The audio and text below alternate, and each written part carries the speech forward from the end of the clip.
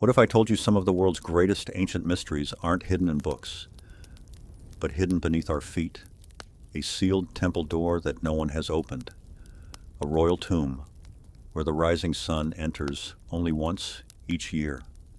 An abandoned fortress standing alone in the desert. A city carved deep beneath the earth. And monuments so extraordinary that archaeologists are still trying to understand how they were built. These aren't legends. They're real archaeological discoveries that continue to challenge everything we think we know about the ancient world. So tonight, we'll journey across forgotten kingdoms, remote mountains, ancient deserts, and hidden valleys to uncover remarkable places that history almost erased forever. But before we begin, take a moment to subscribe. You might just receive 7 years of good luck. Now, get comfortable, dim the lights.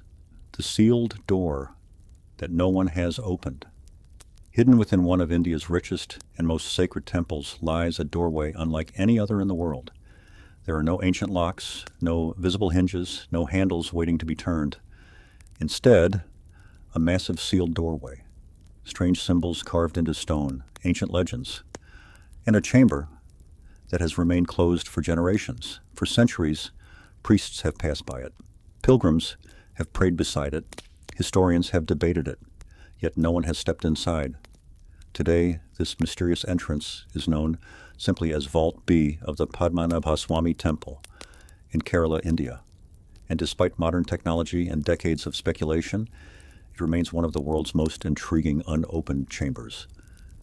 The temple stands in the heart of Thiruvananthapuram, where its towering gateway rises above narrow streets that have welcomed worshippers for centuries. The surrounding city is alive with movement. Temple bells echo through the air. Devotees arrive from across India. Daily rituals continue much as they have for generations. Yet hidden beneath this sacred complex lies a network of ancient vaults that remained largely unknown to the outside world until the 21st century. The temple itself is believed to have existed for well over 1,000 years, although many sections were rebuilt and expanded under the rulers of the former kingdom of Travancore. Dedicated to Lord Vishnu, it has long been regarded as one of Hinduism's most important places of worship. Its walls are covered with intricate carvings. Long stone corridors stretch through the complex. Every part of the temple reflects centuries of remarkable craftsmanship and devotion. Beneath these halls, however, lies an entirely different world. For generations, several underground vaults were used to store offerings presented by kings, nobles, and pilgrims. Many remained sealed for decades. In 2011, following orders from India's Supreme Court, archaeologists and officials began opening a number of these chambers to document their contents. What they discovered astonished the world. Gold coins from distant kingdoms, diamond-studded jewelry, solid gold statues, ancient ceremonial objects, ornaments covered with precious gemstones. The treasures were valued in the billions of dollars, making them among the greatest archaeological discoveries in modern history. Yet one chamber remained untouched. Vault B, unlike the others, this chamber was never opened. Part of the reason lies in long-standing religious tradition. Temple priests believe the vault is protected by sacred customs that should never be disturbed. According to local belief, the chamber was spiritually sealed centuries ago and should remain exactly as it is. Many devotees regard it not simply as a storage room, but as a sacred space whose sanctity must be respected. The doorway itself has only deepened the mystery. Unlike ordinary entrances fitted with locks or metal bars, Vault B is famous for its unusual appearance. Images of protective cobras decorate the entrance. There is no obvious mechanism for opening the heavy stone door. Its design has inspired countless legends over the years. Some traditions claim the chamber was sealed through ancient rituals. Others believe it should only be opened under specific religious circumstances. These stories remain part of local belief rather than established historical fact, but they have helped transform Vault B into one of India's greatest modern mysteries. Historians, archaeologists, and engineers have all wondered what may lie beyond the sealed entrance. Perhaps another treasury, perhaps ceremonial objects untouched for centuries, or perhaps simply another empty chamber. The truth is that no one outside the temple's traditions knows for certain. Unlike many famous archaeological mysteries, the unanswered questions surrounding Vault B do not exist because evidence has been lost. They exist because the chamber has never been explored. That uncertainty continues to capture imaginations around the world. The mystery is not what was found. It is what remains unseen. Today, the Padmanabhaswamy Temple stands among India's greatest historical treasures, not simply because of the astonishing wealth discovered beneath its floors, but because one ancient doorway continues to resist every attempt to satisfy human curiosity. Hidden beneath a sacred temple lies a sealed chamber, a door without a key, a mystery protected by faith, and one of the few places in the modern world where history still waits behind a door that no one has opened. The gate that led to the ancient world beyond, hidden beneath the sands of Iraq, once stood a gateway unlike anything the ancient world had ever seen.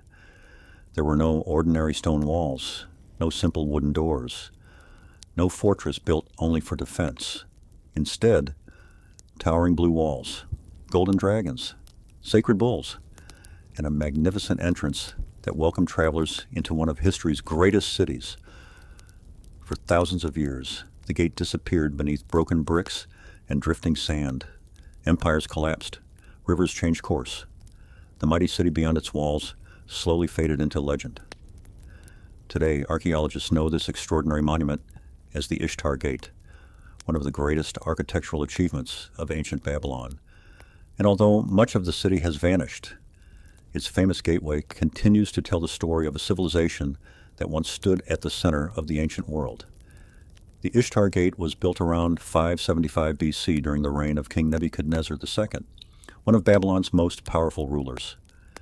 At the time, Babylon was among the largest and wealthiest cities on earth. Its walls stretched for miles. Its temples dominated the skyline. Merchants, priests, diplomats, and travelers arrived from every corner of the ancient Near East. For many of them, the Ishtar Gate became their first glimpse of the magnificent city beyond. Unlike most city gates, this was designed to inspire awe. Its surface was covered with brilliant, glazed blue bricks that shimmered beneath the Mesopotamian sun. Across those walls marched hundreds of carefully crafted animals, powerful bulls, majestic lions, and strange dragon-like creatures known as Mushusu, mythical guardians closely associated with the god Marduk. Every figure was built from individually molded bricks before being assembled into enormous reliefs across the gateway. The result was unlike anything the ancient world had seen before. The gate formed part of Babylon's famous processional way. This broad ceremonial road led directly into the heart of the city.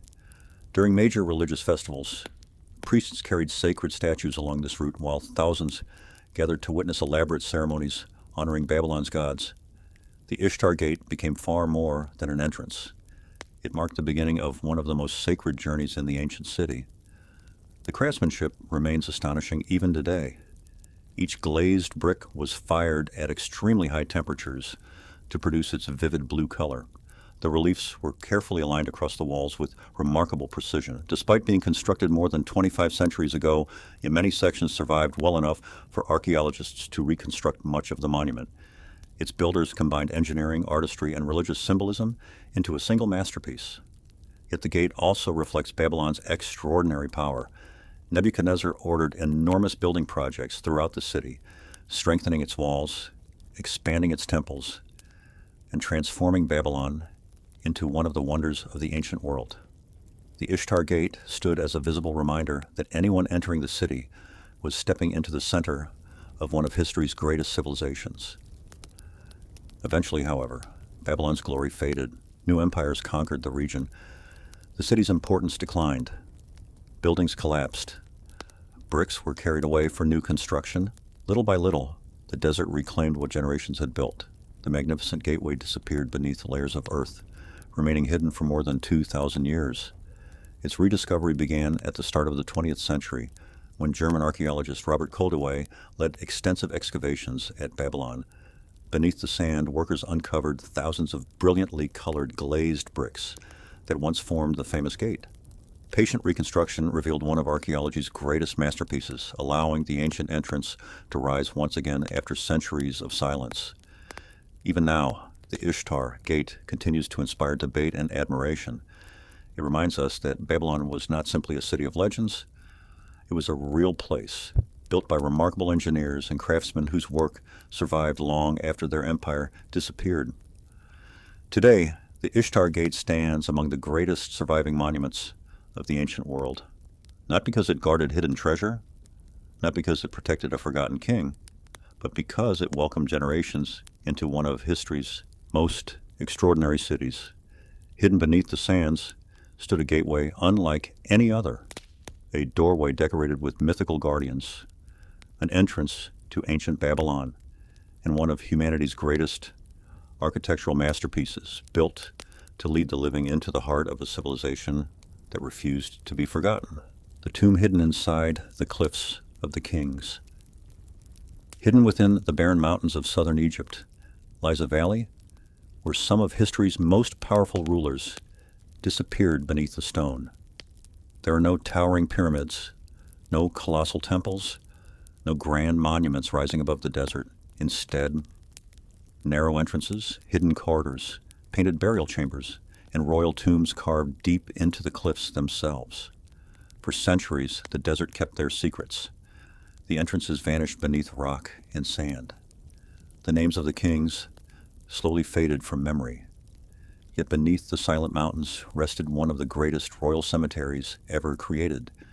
Today, archaeologists know this extraordinary place as the Valley of the Kings, the final resting place of Egypt's greatest pharaohs, and one of the world's most remarkable archaeological landscapes. The valley lies on the western bank of the Nile near the ancient city of Thebes, modern-day Luxor. The surrounding landscape feels almost lifeless. Steep limestone cliffs surround the narrow valley. The desert sun beats down upon the pale mountains. Rain falls only rarely. At first glance, it seems an unlikely place for one of history's greatest royal cemeteries. Yet for the ancient Egyptians, the western horizon held deep spiritual meaning. It was where the sun disappeared each evening before beginning its journey through the underworld. It became the perfect place for kings preparing for eternal life. Around 3,500 years ago, Egypt's rulers made a remarkable decision. Instead of building enormous pyramids that could be seen for miles, they began hiding their tombs deep inside the mountains. The goal was simple: protect the pharaoh, protect the treasures, and protect the journey into the afterlife. Skilled workers carved long passageways through solid limestone. Every corridor descended deeper beneath the mountain. Walls were covered with colorful paintings describing the king's journey beyond death. Sacred texts filled the chambers.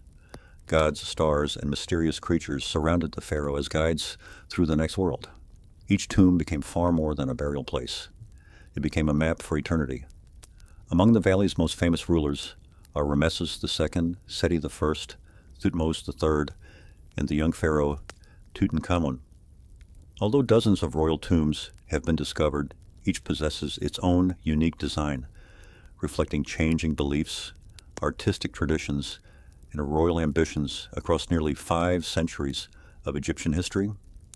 Perhaps no discovery changed archaeology more than the tomb of Tutankhamun. In 1922, British archaeologist Howard Carter uncovered the young king's nearly intact burial chamber after years of searching. Inside lay thousands of extraordinary objects: golden shrines, ceremonial chariots, jewelry, weapons, furniture, and the famous solid gold funerary mask that became one of the world's greatest archaeological treasures. The discovery revealed what many earlier royal tombs may once have contained before ancient robbers reached them. Yet despite the valley's hidden location, many tombs were not spared. Grave robbers found their way inside only generations after the kings were buried. Treasures disappeared. Gold was stripped away. Burial chambers were disturbed. Ancient officials even attempted to move some royal mummies into secret caches to protect them from further theft. Many of those efforts succeeded, allowing dozens of pharaohs to survive until modern times. The valley itself remains full of unanswered questions. Archaeologists continue discovering new chambers, hidden shafts, and unfinished tombs beneath the cliffs. Advanced scanning technology has revealed possible voids still concealed within the mountains, suggesting the valley may not have surrendered all of its secrets. Even after 2 centuries of excavation, researchers believe more discoveries still wait beneath the rock. Today, the Valley of the Kings stands among the greatest archaeological sites on Earth, not because of its towering monuments, not because of hidden treasure, but because it preserves the final resting place of the rulers who shaped one of history's greatest civilizations. Hidden inside the cliffs lies a royal cemetery, a labyrinth carved beneath the desert, a gateway to the Egyptian afterlife, and one of the most extraordinary places where kings chose to disappear forever. The throne of forgotten kings, carved into the mountain. Hidden high among the rugged mountains of western Iran stands a monument that has inspired legends for centuries. There are no magnificent palaces, no towering pyramids, no royal cities surrounding its walls. Instead, a lonely stone platform, ancient stairways, towering cliffs, and a mysterious structure that many believed was once the throne of kings. For generations, travelers looked upon this remarkable place and wondered who had built it. Some believed it belonged to the biblical King Solomon. Others claimed it was the work of forgotten emperors whose names had vanished from history. Yet the truth is every bit as fascinating as the legends. Today, archaeologists know this extraordinary site as the Throne of Solomon, or Takhti Soliman, one of the most important archaeological landscapes in ancient Persia. The monument stands within a dramatic volcanic valley surrounded by mountains where natural springs and unusual rock formations have shaped the landscape for thousands of years. The air is cool. The cliffs rise sharply above the plain. Ancient stone walls still outline the sacred complex that once stood here. It is a place that feels isolated from the modern world, almost untouched by time. Despite its legendary name, the site has no confirmed connection to King Solomon. The title was given centuries later through local tradition. Archaeological evidence instead shows that this was one of the most sacred places of the Sasanian Empire, the last great Persian empire before the arrival of Islam. From the 3rd to the 7th century, kings traveled here to perform important religious ceremonies and royal rituals. At the center of the complex lies a deep lake unlike any ordinary pool. Its crystal blue water rises from a natural spring deep beneath the earth. The lake has no visible river flowing into it, yet it never runs dry. For thousands of years, people believed its mysterious waters possessed sacred qualities. Even today, its true depth remains uncertain because of the steep underwater walls surrounding the spring. Around this lake, enormous stone buildings once formed one of Persia's greatest religious sanctuaries. Fire temples burned day and night. Priests carried out sacred ceremonies. Royal processions entered through massive gateways before gathering around the holy spring. Among the ruins are the remains of grand halls, defensive walls, and ceremonial chambers that once reflected the wealth and power of the Persian Empire.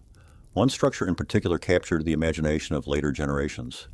A large, elevated stone platform overlooking the surrounding landscape became known as the Throne of Solomon. Its commanding position gave the impression that a king once ruled from its summit. Although historians believe it served a ceremonial rather than royal purpose, the name survived through centuries of local legend. The site also became associated with countless stories. Some believed hidden treasures rested beneath its stones. Others claimed supernatural beings had once guarded the sanctuary. Ancient Persian traditions, later Islamic folklore, and medieval legends gradually blended together, transforming the ruins into one of the Middle East's most mysterious historical landmarks. Like many great ceremonial centers, Takhti Soliman eventually fell into decline. Wars reshaped the region. Empires rose and collapsed. The sacred fires were extinguished. Stone buildings slowly crumbled beneath centuries of wind, rain, and earthquakes. The mountain sanctuary was abandoned, leaving only silent ruins surrounding the mysterious lake. Modern archaeology has revealed the true importance of the site. Excavations uncovered magnificent palaces, temples, fortifications, and ceremonial buildings that confirmed Takhti Soliman as one of the spiritual centers of the Sasanian world. Its remarkable preservation has earned it recognition as a UNESCO World Heritage Site and one of Iran's greatest archaeological treasures. Today, the Throne of Solomon continues to attract historians, archaeologists, and travelers from around the world, not because it belonged to a legendary king, not because of hidden treasure, but because it preserves a sacred mountain sanctuary where history and legend became impossible to separate. Hidden among the mountains lies a forgotten throne, a sanctuary built beside a mysterious lake, a place where kings once gathered beneath the Persian sky, and one of the ancient world's most remarkable monuments, where legend still echoes through the stone, the stone eyes that watched the first cities. Hidden beneath a quiet mound in northern Syria, archaeologists uncovered thousands of mysterious stone faces, unlike anything seen before. There are no towering pyramids, no royal palaces, no colossal statues carved for kings. Instead, tiny stone heads, enormous staring eyes, expressionless faces, and silent figures buried beneath one of the world's oldest cities. For thousands of years, they remained hidden beneath layers of earth. The people who carved them disappeared, their language faded, their beliefs were forgotten. Yet the strange figures endured, waiting for someone to uncover them once again. Today, archaeologists know this remarkable place as Tel Brak, one of the oldest urban settlements in Mesopotamia and the home of the mysterious eye idols. Located in northeastern Syria, Tel Brak rises gently above the surrounding plains, appearing little different from countless other ancient mounds scattered across the Middle East. The landscape is wide and open. Rolling fields stretch toward the horizon. Dry winds move across the plains. Nothing immediately suggests that beneath this hill lies nearly 6,000 years of human history. Long before Babylon, long before Nineveh, long before many of Mesopotamia's greatest cities had even appeared, Tel Brak was already growing into one of the largest settlements on Earth. Archaeologists believe thousands of people lived here more than 5,000 years ago, making it one of humanity's earliest true cities. Its streets were filled with merchants, craftsmen, farmers, and religious leaders who helped shape one of the world's first urban societies. Among the site's most extraordinary discoveries was a small temple unlike any other. Inside, archaeologists uncovered thousands of tiny stone figurines. Each had an unusually simple body, no detailed clothing, no elaborate decorations, only enormous eyes carved into smooth stone faces. Some stood only a few centimeters tall. Others were slightly larger, but almost all shared the same unforgettable appearance, wide, staring eyes looking silently into eternity. The building soon became known as the Eye Temple. Exactly what these figures represented remains one of Tel Brak's greatest mysteries. Some archaeologists believe they were offerings left behind by worshippers. Others suggest they represented the people who donated them, allowing their prayers to remain forever inside the sanctuary. Another theory proposes they symbolized divine beings whose watchful eyes protected the temple and the community around it. Without written records, no one can say for certain. The eyes continued to guard their secret. The temple itself was rebuilt several times over many centuries. Each new generation carefully constructed another sanctuary directly above the previous one, preserving the sacred importance of the location even as the city continued to expand. Layer upon layer, the hill grew higher until thousands of years of history became buried beneath a single mound. Tel Brak was far more than a religious center. Excavations have uncovered workshops, public buildings, homes, pottery, tools, seals, and evidence of long-distance trade reaching across Mesopotamia. The city flourished at a time when organized governments, writing, and large urban communities were only beginning to emerge elsewhere. Its growth suggests that civilization did not develop in one place alone, but in several remarkable centers across the ancient Near East. Eventually, however, the city's importance declined. Trade routes shifted. Political power moved elsewhere. New kingdoms rose across Mesopotamia. Little by little, Tel Brak was abandoned. Its buildings collapsed beneath centuries of wind and dust, while the strange stone figures remained safely hidden beneath the earth. Modern excavations have transformed our understanding of the site. Each season reveals new streets, temples, and artifacts that continue pushing the origins of urban civilization further into the past. Yet among every remarkable discovery, the mysterious eye idols remain the symbol of Telbräck itself. Their silent faces continue asking questions that history cannot fully answer. Today, Telbräck stands among the Middle East's greatest archaeological treasures, not because of famous kings, not because of hidden treasure, but because it preserves one of humanity's earliest cities, and the strange stone eyes that have quietly watched over it for more than 5,000 years. Hidden beneath an ancient hill lie thousands of silent faces, a forgotten temple, a city older than history itself, and one of archaeology's most enduring mysteries, still staring back across the ages. The stone chambers that followed the sun. Hidden among the windswept hills of Western Ireland lies a forgotten cemetery built long before the pyramids of Egypt. There are no towering castles, no medieval churches, no royal palaces overlooking the countryside. Instead, ancient stone cairns, narrow passageways, hidden burial chambers, and mysterious tombs carefully aligned with the rising sun. For thousands of years, these monuments rested in silence. Grass covered their stones. Mist drifted across the hills. The people who built them disappeared without leaving behind a single written word, yet their remarkable creations survived. Today, archaeologists know this extraordinary place as the Carrowkeel Passage Tombs, one of Ireland's oldest and most mysterious prehistoric landscapes. High in the Bricklave Mountains of County Sligo, the tombs overlook broad valleys, quiet lakes, and distant mountain peaks. The landscape feels timeless. Rolling green hills stretch toward the horizon. Morning fog often blankets the valleys below. Strong Atlantic winds sweep across the rocky summits throughout the year. It is a place where the natural world seems almost unchanged since the first stones were raised more than 5,000 years ago.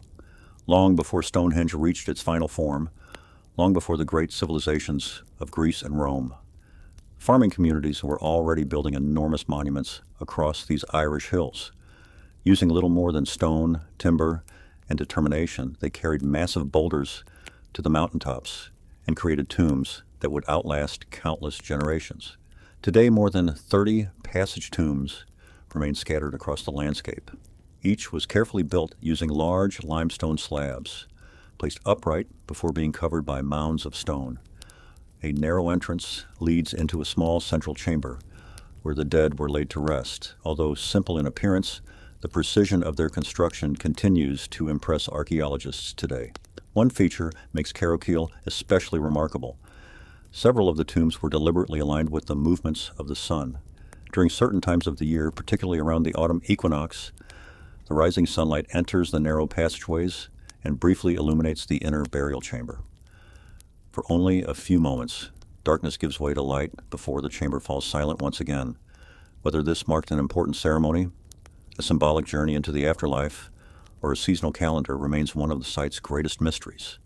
Excavations have uncovered cremated human remains, stone tools, pottery, and carefully crafted artifacts placed beside the dead. These discoveries suggest the tombs served not only as burial places but also as ceremonial centers where communities returned generation after generation to honor their ancestors. The surrounding mountains may have been considered sacred, making the landscape itself part of the ritual experience. Exactly who these people were remains uncertain. They left behind no written records, no names, no kings, only carefully placed stones that continue standing after more than 5 millennia. Their engineering demonstrates remarkable planning, astronomical knowledge, and a deep understanding of the landscape around them. Eventually, however, the ceremonies ended. Communities changed. New cultures spread across Ireland. The passage tombs gradually fell into silence as nature slowly reclaimed the hillsides. For centuries, they remained little more than mysterious stone mounds rising from the mountain slopes. Modern archaeology has revealed their true importance. Careful excavations and astronomical studies continue uncovering new evidence about the builders and the sophisticated knowledge hidden within these ancient monuments. Each discovery reminds us that Europe's earliest farming societies understood far more about architecture, engineering, and the movements of the heavens than was once believed. Today, the Carrowkeel Passage tombs stand among Ireland's greatest prehistoric treasures, not because of hidden riches, not because they belong to powerful rulers, but because they preserve one of Europe's oldest ceremonial landscapes, where stone, sky, and memory became one. Hidden among the Irish hills lies a forgotten cemetery, a sanctuary built before recorded history, a place where sunlight still finds its way into ancient chambers, and one of humanity's oldest monuments to the people who came before us, the desert fortress that protected a forgotten world. Hidden within the deserts of central Iran stands a fortress that was never built for kings alone. There are no glittering palaces, no towering monuments, no royal tombs filled with gold. Instead, towering mud brick walls, ancient storehouses, narrow passageways, and a remarkable fortress built to protect the lifeblood of an entire community. For centuries, the desert winds swept across its towers. Caravans passed through the surrounding plains. Empires rose and disappeared. Yet this extraordinary stronghold continued watching over one of the world's harshest landscapes. Today, archaeologists know this remarkable place as the STRANGEST fortress, one of the oldest surviving fortified storehouses in Iran, and one of the finest examples of desert architecture ever built. The fortress stands near the ancient city of Yazd, where endless deserts meet distant mountains beneath clear blue skies. The landscape is both beautiful and unforgiving. Rain is scarce. Summer temperatures soar. Water has always been precious. For thousands of years, survival here depended not on conquering nature, but on understanding it. That challenge shaped every stone and every wall of STRANGEST. The fortress was constructed during the Sasanian period, around 1,500 years ago, before later generations expanded and strengthened its defenses. Unlike most fortresses built to protect rulers or armies, STRANGEST served a different purpose. It protected the wealth of ordinary people. During times of invasion or unrest, nearby villagers carried their grain, valuable possessions, important documents, and even food supplies into the fortress for safekeeping. Its thick walls became a giant community vault standing in the middle of the desert. Walking through STRANGEST today reveals a remarkable example of ancient planning. The fortress rises several stories high. Hundreds of small storage rooms line its interior. Narrow staircases connect different levels. Heavy wooden doors once secured each chamber, allowing every family to protect its own belongings while remaining inside the safety of the walls. The builders understood that survival depended not only on strong defenses, but also on careful organization. The architecture reflects centuries of knowledge about desert life. Massive mud brick walls helped keep the interior cool during the intense summer heat. Small windows allowed fresh air to circulate while limiting the scorching sunlight. Watchtowers overlooked the surrounding plains, giving defenders an early warning of approaching danger. Every feature served a practical purpose. The fortress also benefited from one of Persia's greatest engineering achievements. Nearby qanats, underground water channels, carried fresh groundwater across long distances without exposing it to the desert sun. These remarkable systems supplied nearby farms and settlements, allowing communities to flourish where life otherwise seemed impossible. Together, the qanats and the fortress formed a carefully balanced system of survival in one of the driest regions on Earth. For centuries, STRANGEST stood along important caravan routes connecting central Iran with distant cities across Asia. Merchants carrying silk, spices, textiles, and precious goods crossed the surrounding desert. The fortress became both a refuge and a symbol of stability in a landscape where security could never be taken for granted. Eventually, however, the world around it changed. New trade routes emerged, political borders shifted, modern methods of storage replaced the ancient fortress. Its rooms gradually emptied, its gates closed. The desert winds once again became its most frequent visitors. Yet unlike many ancient buildings, STRANGEST survived remarkably intact. Its towering mud brick walls continue standing after more than 1,000 years, preserving an extraordinary example of Persian engineering and community life. Modern restoration has helped protect the fortress, allowing visitors to walk through the same narrow corridors where families once stored everything they owned. Today, STRANGEST stands among Iran's most remarkable historical monuments, not because it belonged to powerful emperors, not because it concealed royal treasure, but because it protected the everyday lives of ordinary people who found security behind its walls. Hidden in the heart of the desert lies a forgotten fortress, a stronghold built not for conquest, but for survival, and one of the ancient world's most remarkable reminders that sometimes the greatest treasures were simply the things people hoped to protect. The spiral city that once ruled an empire. Hidden along the banks of the Tigris River lie the remains of a city that once became the heart of one of the greatest empires on earth. There are no towering pyramids, no marble temples, no forgotten cave kingdoms. Instead, endless palace ruins, ancient mosques, miles of abandoned streets, and a spiral tower unlike anything ever built before. For centuries, the city stood at the center of power. Kings ruled from its palaces. Scholars filled its libraries.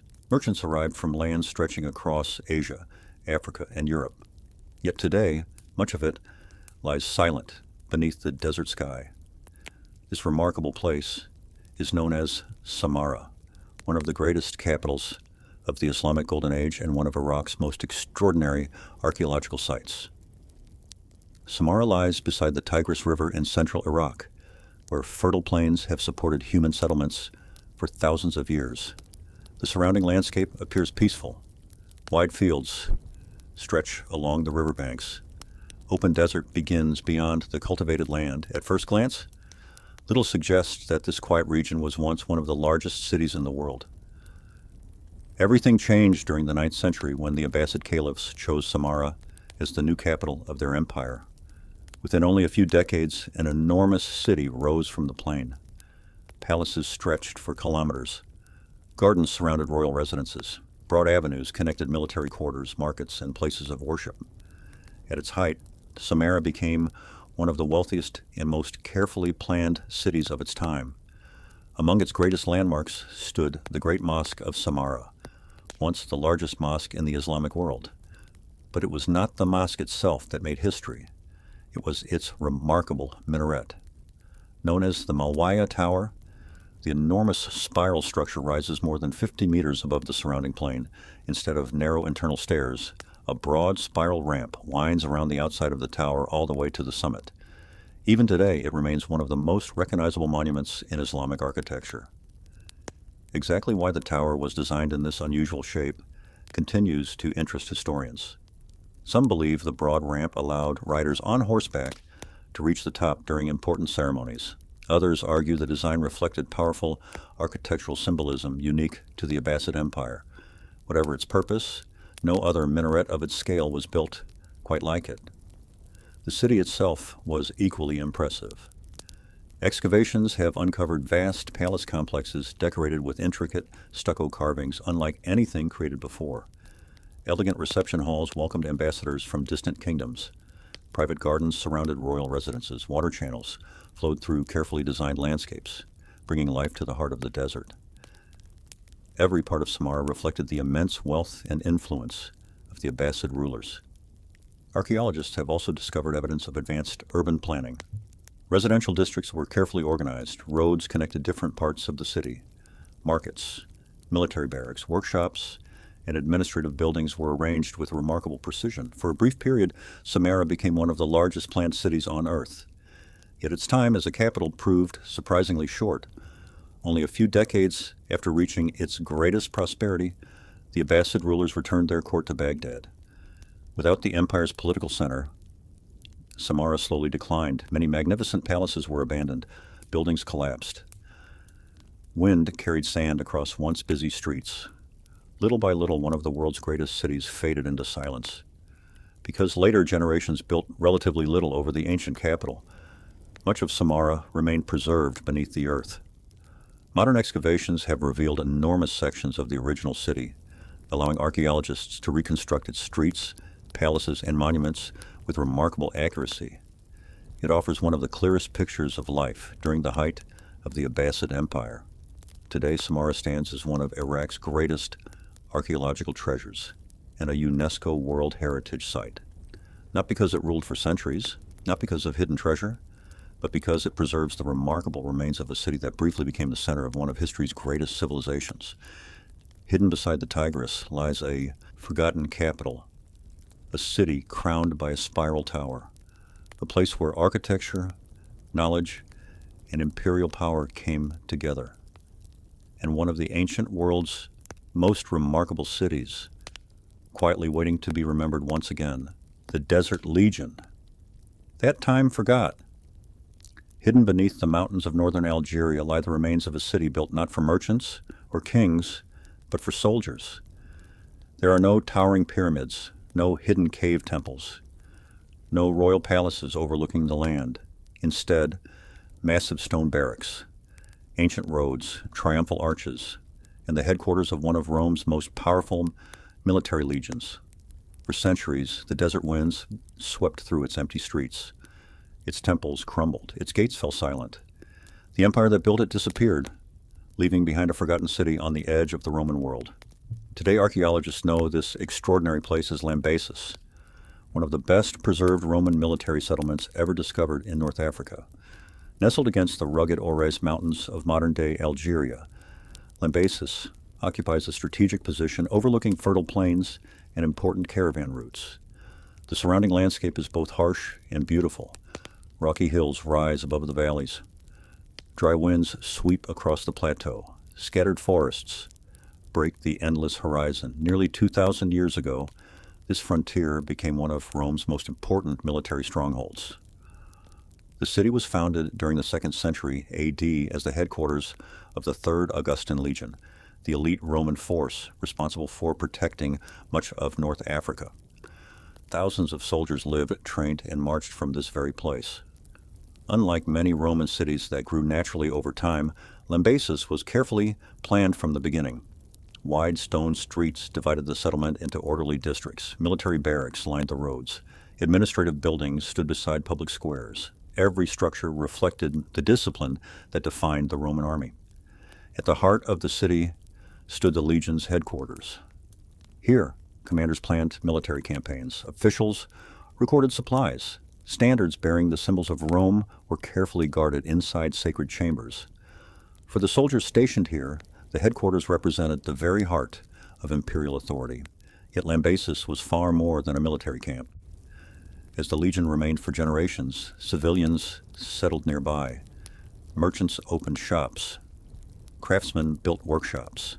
Families raised children within the growing community. Bathhouses, temples, markets, and theaters transformed the fortress into a thriving Roman city where military life blended with everyday civilian life. Excavations have uncovered remarkable monuments across the site.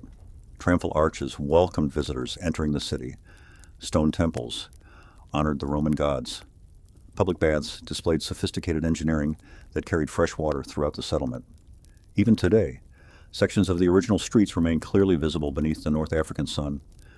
One of the site's greatest treasures is its collection of inscriptions. Hundreds of carved Latin texts preserve the names of soldiers, commanders, emperors, and ordinary citizens who once lived here. Unlike many ancient cities where history survives only through ruins, Lambesis still preserves the voices of its people, carved directly into stone. These inscriptions have allowed historians to reconstruct daily life with extraordinary detail. They reveal promotions within the army, religious ceremonies, construction projects, even personal dedications left by soldiers stationed thousands of kilometers from Rome itself. Few Roman military sites have provided such a complete record of frontier life. Eventually, however, Rome's power began to weaken. Political instability spread across the empire. Foreign invasions increased. Military priorities shifted. The legion that had protected North Africa for centuries was finally dissolved. Without its soldiers, the city slowly emptied. Buildings collapsed. Markets closed. Nature gradually reclaimed the once busy streets. For centuries, Lambesis remained forgotten beneath layers of soil and scattered stone. Only fragments of towering columns hinted that a great Roman city had once stood there. Modern archaeology has slowly uncovered its remarkable past, revealing one of the finest preserved military cities anywhere in the former Roman Empire. Today, Lambesis stands among Algeria's greatest archaeological treasures. not because of buried gold, not because it belonged to a famous emperor, but because it preserves the remarkable story of the soldiers who guarded one of Rome's most distant frontiers. Hidden beneath the Algerian mountains lies a forgotten legion, a city built for an empire, a fortress that once protected the edge of the Roman world, and one of history's greatest military settlements, quietly waiting to be remembered once again. The Hill Fort, where the Iron Age never truly ended. Hidden among the wooded hills of western Wales lies the remains of a village where an entire community once lived behind towering wooden walls. There are no marble temples, no towering pyramids, no magnificent royal palaces. Instead, timber roundhouses, earthwork defenses, wooden gateways, and a hilltop settlement built to protect one of Britain's earliest farming communities. For centuries, the forest slowly reclaimed the hill. Its houses disappeared. Its walls collapsed into the earth. The people who once gathered around its fires vanished without leaving behind a written history. Yet beneath the soil, their world remained astonishingly well preserved. Today, archaeologists know this remarkable place as Castell Henlys, one of Britain's best preserved Iron Age hill forts and a rare window into everyday life more than 2,000 years ago. Perched above the winding River Nevern in Pembrokeshire, the hill fort overlooks a landscape of rolling green hills, dense woodland, and quiet valleys. The surroundings are peaceful. Birdsong echoes through the trees. Morning mist often hangs above the river below. It is easy to understand why ancient people chose this commanding hilltop. From here, they could see anyone approaching long before they reached the settlement. Around 2,400 years ago, during Britain's Iron Age, farming communities across the countryside began building defended settlements on high ground. Castell Henlys became one of them. A massive earth bank surrounded the hilltop.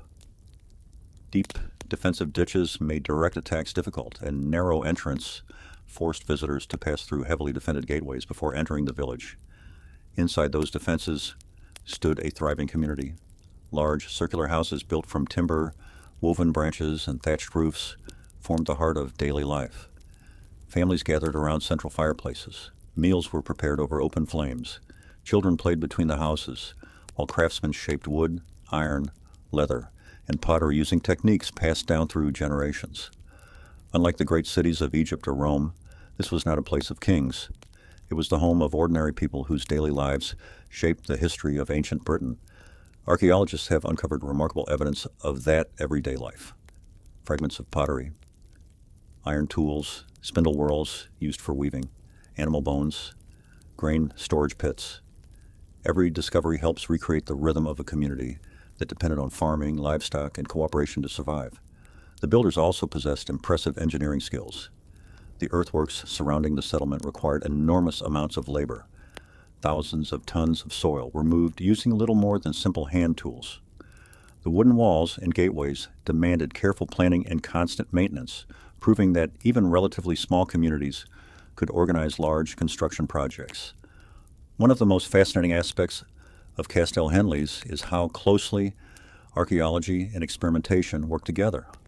Using evidence uncovered during excavations, researchers have reconstructed several Iron Age roundhouses directly on the site. These buildings were created using the same materials and techniques available more than 2,000 years ago.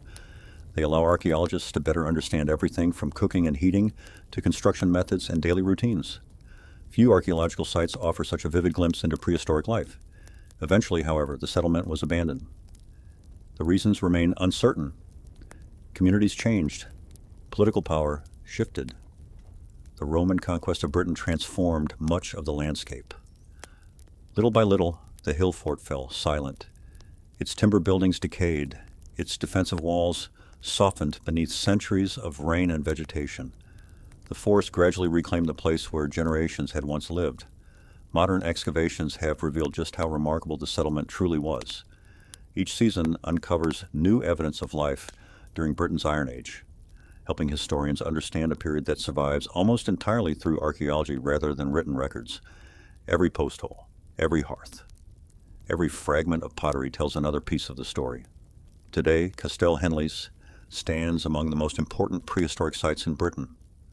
not because it belonged to powerful rulers, not because it concealed hidden treasure, but because it preserves the everyday world of ordinary people whose lives helped shape the ancient history of the British Isles. Hidden above a quiet Welsh valley lies a forgotten hill fort, a village protected by earth and timber, and a community remembered through archaeology, and one of Europe's finest surviving windows into the Iron Age. Yet the giant stone that no one could move. Hidden among the mountains east of Nanjing lies a quarry that appears to contain the remains of an impossible construction project. There are no finished temples, no magnificent palaces, no towering city walls. Instead, enormous unfinished stone blocks, towering cliff faces, ancient tool marks, and a monument so massive that it was never moved from the place where it was carved. For centuries, travelers passed through these mountains without realizing they were looking at one of the greatest engineering mysteries in Chinese history. The stone remained exactly where workers had left it, half separated from the mountain, never completed, never transported. Today, archaeologists know this extraordinary place as the Yangshan Quarry, one of the largest unfinished stone monuments ever created. Its story begins during the early years of the Ming Dynasty, when Emperor Yongle ordered the construction of an enormous stone stele to honor his father. The monument was intended to stand at the nearby Ming Xiaoling Mausoleum. It would have been unlike anything ever built before. To create it, thousands of workers traveled to Yangshan Mountain, where they began cutting 3 enormous sections directly from the limestone cliffs. The project was astonishing in scale. The base alone measured more than 30 meters in length. Nearby, workers carved an immense stone body. Above it rested the giant stone cap that would eventually complete the monument. Together, the 3 sections would have weighed more than 30,000 tons. Even by modern engineering standards, moving such a structure would be an extraordinary challenge. Standing beside the quarry today, the sheer scale is almost impossible to comprehend. The unfinished blocks rise like natural cliffs. Deep channels reveal where ancient workers slowly separated the stone from the mountain. Every surface still bears the marks of chisels used more than 600 years ago. It feels less like a quarry and more like an abandoned construction site, frozen in time. One question immediately comes to mind. How did they ever expect to move it? Historians believe the original plan was eventually abandoned after builders realized the completed monument would simply be too heavy to transport. Even with thousands of laborers, wooden rollers, sledges, and carefully prepared roads, the enormous stones may have exceeded every practical limit of Ming engineering. Rather than continuing an impossible task, the emperor ordered a much smaller monument to be carved instead. The giant blocks remained exactly where they were. The quarry itself reveals the remarkable ambition of the Ming Dynasty. During this period, China built the Forbidden City, expanded sections of the Great Wall, and launched the famous treasure voyages of Admiral Zheng He. The unfinished monument at Yangshan reflects that same spirit of extraordinary confidence. It was a project conceived on a scale almost beyond imagination, yet it also reminds us that even the greatest empires sometimes discovered limits they could not overcome. Archaeologists continue studying the quarry to better understand the construction techniques used by Ming engineers. The carefully carved channels, unfinished surfaces, and extraction methods provide valuable evidence of how enormous stone monuments were created before modern machinery existed. Every mark left behind tells part of the story. Unlike many archaeological sites, Yangshan preserves a project that was never completed. There are no missing pieces, no collapsed buildings, only a moment in history that suddenly came to an end. The workers left, the tools fell silent, and the mountain has remained unchanged ever since. Today, the Yangshan Quarry stands among China's most remarkable historical sites, not because the monument was ever finished, not because it became one of the wonders of the world, but because it preserves one of history's greatest unfinished engineering projects, allowing us to see the extraordinary ambition of an empire carved directly into the mountainside. Hidden within the cliffs lies a giant stone, a monument too large to move, a dream left unfinished, and one of the ancient world's greatest reminders that even the boldest plans can sometimes prove impossible. The tomb that greets the rising sun. Hidden among the green hills of eastern Ireland stands a monument older than Stonehenge, older than the Great Pyramid of Giza, and built by people who left behind no written history. There are no towering castles, no ancient cathedrals, no royal palaces. Instead, a great stone mound, a narrow passage, a hidden burial chamber, and a remarkable design that comes alive for only a few minutes each year. For thousands of years, the monument rested quietly beneath layers of earth and grass. Its true purpose faded into legend. The people who built it disappeared, yet every winter, the rising sun still performs the same journey it did more than 5,000 years ago. Today, archaeologists know this extraordinary place as Newgrange, one of the world's oldest and most remarkable prehistoric monuments. Located in Ireland's Boyne Valley, Newgrange rises gently above the surrounding countryside, overlooking fertile fields and the winding River Boyne. The landscape feels peaceful. Rolling hills stretch toward the horizon. Morning mist often settles across the valley. At first glance, the enormous grassy mound appears almost natural. Only as visitors approach do its carefully placed stones begin to reveal the astonishing monument hidden beneath the earth. Newgrange was built around 3200 BC by farming communities living thousands of years before the first pharaohs ruled Egypt. Using little more than stone, timber, and remarkable determination, they carried enormous slabs from distant hills and rivers before assembling one of Europe's greatest engineering achievements. The monument measures nearly 80 meters across. Its massive circular mound is surrounded by 97 great curbstones, many covered with intricate spiral carvings that remain among the finest examples of prehistoric art ever discovered. At the heart of the mound lies a long stone passage leading toward a hidden burial chamber. Huge slabs form the walls and ceiling.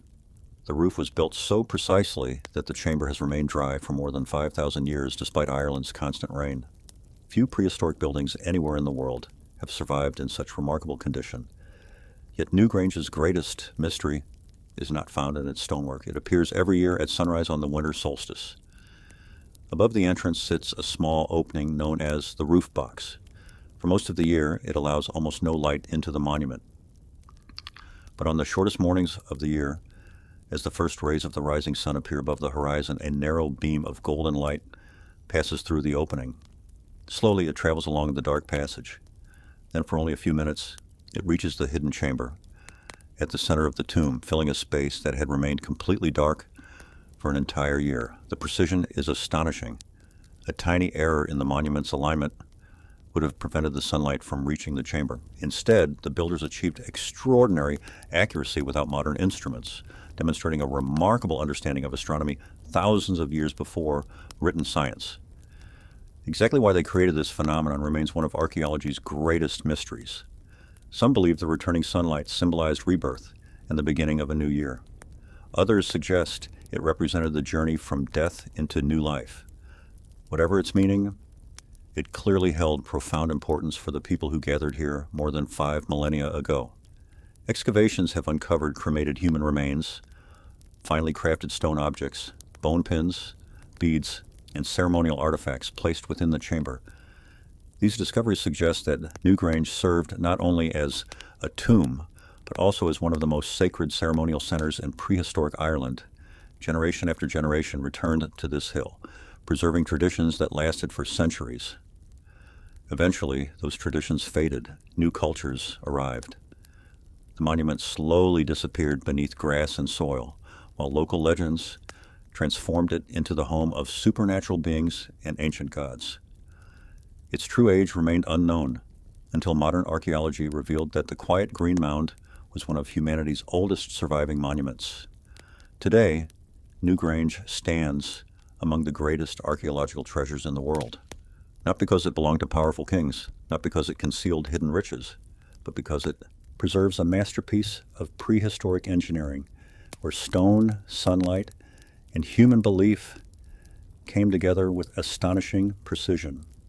Hidden beneath an Irish hillside lies a tomb that greets the rising sun, a monument built before history was written, a place where light still follows an ancient path. and one of humanity's oldest reminders that the heavens have always shaped the stories we tell on Earth.